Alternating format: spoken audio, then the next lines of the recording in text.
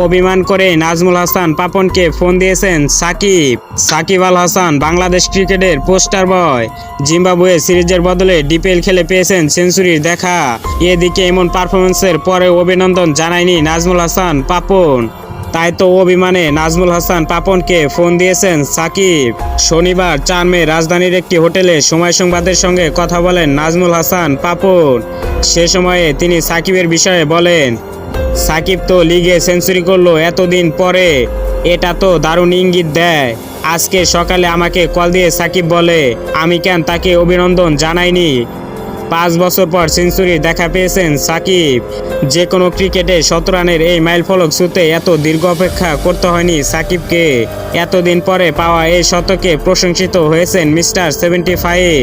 তবে বিসিবি বসের অভিনন্দন না পেয়ে হয়তো কিছুটা অভিমান করেছেন সাকিব। শুক্রবার 3 মে গাজী গ্রুপসের বিপক্ষে মাঠে নেমে জড়ো ব্যাটিংয়ে শতক হাঁকান সাকিব। গাজী গ্রুপসের বিপক্ষে 73 বলে 100 দেখা পেয়েছেন সাকিব। এদিকে জিম্বাবুয়ের বিপক্ষে মুস্তাফিজুর রহমান ও সাকিব আল হাসানের খেলা নিয়ে নাজমুল হাসান পাপন বলেন, মুস্তাফিজ পরের ম্যাচগুলো খেলবে কিনা নিশ্চিত না।